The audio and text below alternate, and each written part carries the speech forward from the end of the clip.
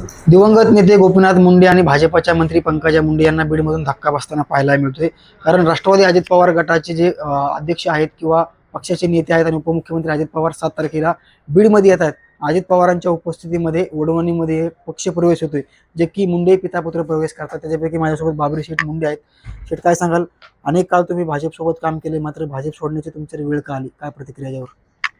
भाजपमध्ये काम करत असताना प्रामाणिकपणे जे सर्वसामान्य कार्यकर्ते काम करत होते, त्या कामाची जाणीव म्हणा किंवा त्या कामाबद्दल जी एक संवेदना कार्यकर्त्याविषयी आपुलकी असायला पाहिजे, ती आपुलकी, ती भावना, ती या ठिकाणी दिसून आली नाही.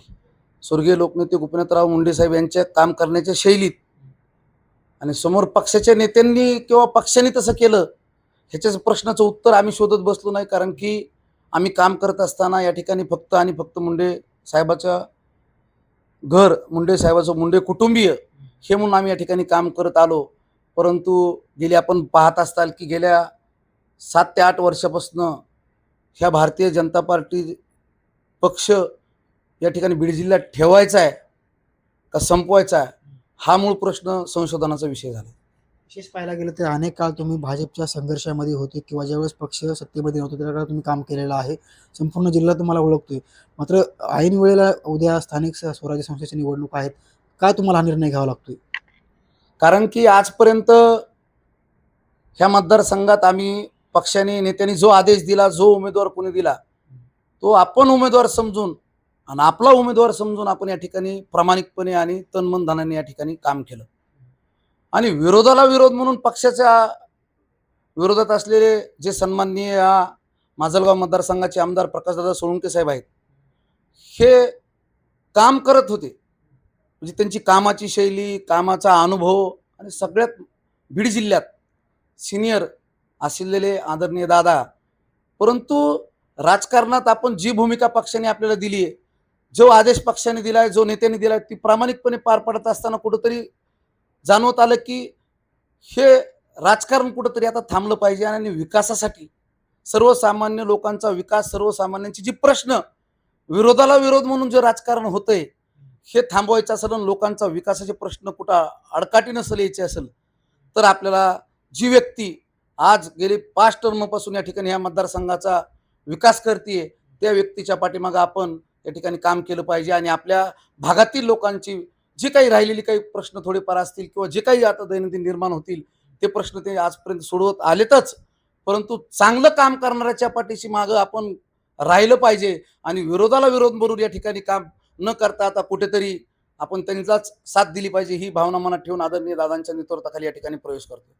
विशेष पाहायला गेलं तर पक्षप्रवेश सोहळ्याचे कार्यक्रमाचे बॅनर जिल्ह्यामध्ये पाहायला मिळतात. त्या बॅनरवरती धनंजय मुंडे यांचा फोटो वगळला अशी चर्चा आहे किंवा प्रसारमाध्यमावर देखील बातमी येतात. म्हणजे कशामुळे फोटो लावला नाही किंवा कोणी ते बॅनर लावले? बॅनर तर मी आता काही पाहिले नाहीत, परंतु बीडला असतील, धारूरला असतील, ते तुम्ही जे आता न्यूज चॅनलवरती मी पाहिलं की ते बॅनर सर्वसामान्य जे कार्यकर्ते ज्यांचे आमचे हितसंबंध आहेत, नेहमी आमची सर्वसामान्य, मी काही खूप मोठा नेता किंवा मी हे नाही समजत की असं काही म्हणजे मी कोणाची बरोबरी करण्यात किंवा कोणाला विरोध मानण्यात हे होणार नाही. मी आदरणीय प्रकाशदादा सोळंके साहेब यांच्या नेतृत्वाखाली काम करतोय. येणाऱ्या 7 ऑगस्ट रोजी या ठिकाणी प्रवेश सोहळ्याचा कार्यक्रम या ठिकाणी आयोजित केलेला आहे आणि दादानी आम्हाला सांगितलं की अजितदादा त्या कार्यक्रमाला उपस्थित राहणार आहेत, त्या पद्धतीने व्यवस्था करा. आम्हाला एवढी कल्पना दादांनी दिली आणि दादांच्या आदेशाप्रमाणे तो कार्यक्रमाचं आयोजन आहे. त्याच्यामुळं कुणाचा फोटो टाकलाय, कुणाचा नाही टाकला, कोणाला बोलवायचं, कोणाला नाही बोलवायचं, हे आमच्या अखत्यारीतला विषय नाही. आमच्या अखत्यारीतला विषय की जो दादांचा आदेश असेल, तो उद्याचा पक्ष सोहळ्याचा कार्यक्रम असेल किंवा उद्या कुठल्या पक्षाचा कार्यक्रम असेल किंवा कुठल्या निवडणुकीत कुठलाही असेल, म्हणजे दादा जो आदेश देतील आमचे नेते म्हणून, त्या आदेशाप्रमाणे आम्ही या ठिकाणी काम करत राहणार आहोत आणि त्याचप्रमाणे उद्याचाही कार्यक्रम होईल. शेवटचे 2 प्रश्न आहेत. पक्षप्रवेश सोहळ्याला कोणते कोणते नेते हजर असणार आहेत आणि आगामी स्थानिक स्वराज्य संस्थांच्या निवडणूक आहेत, काय आव्हान असणार आहे तुमच्यापुढं? पहिला प्रश्न आहे माझा, कार्यक्रमाला कोण येणार आहे? आदरणीय आमदार प्रकाशदादा सोळंकेंनी आम्हाला सांगितलं की अजितदादा येणार आहेत, त्या पद्धतीने व्यवस्था करा. म्हणजे अजितदादा येणार आहेत आणि अजितदादाला बोलवायला त्यांनीच या ठिकाणी आमंत्रण दिलंय. आणि अजितदादा सारखी व्यक्ती, एवढी मोठी, जे महाराष्ट्राचे उपमुख्यमंत्री आहेत, या ठिकाणी राष्ट्रवादी काँग्रेस पार्टीचे सर्व आहेत. त्यांनी आमच्या पक्ष प्रवेशाच्या कार्यक्रमाला दादांना स्वतःनी आमदार साहेबांनी बोलून घेतलं, हे आमचं मोठेपण आहे. आणि त्याच्यामुळे बाकी कोण कोण येणार आहेत ह्याची कल्पना किंवा ह्याची अपेक्षा किंवा ह्याची काही आम्हाला हेही नाही. काय आव्हानं काय आहेत निवडणुकी आगामी निवडणुका? दैनंदिन जीवनात आम्ही आव्हान समजूनच दुसरा दिवस उजळत असतो, त्या पद्धतीने काम करतोय. जे काही आदेश आदरणीय दादा आम्हाला आमदार साहेब देतील त्या आदेशाप्रमाणे आम्ही कुठल्याही आव्हानाला सामोरे जायची ताकद आजपर्यंत आम्ही या ठिकाणी प्रामाणिकपणे करत आलो. दादा जो आदेश देतील त्याच्यात आता आम्हाला प्रकाशदादा सोळंके साहेब यांच्या अनुभवाची, त्यांच्या कामाची साथ आमच्या पाठीमागे त्या अनुभवाला आव्हानाला असणार आहे. त्याच्यामुळे ते इतके आव्हान उलट आता कमी झालं हे आपल्याला म्हणायला हरकत नाही. हे होते बाबरी शेठ मुंडे.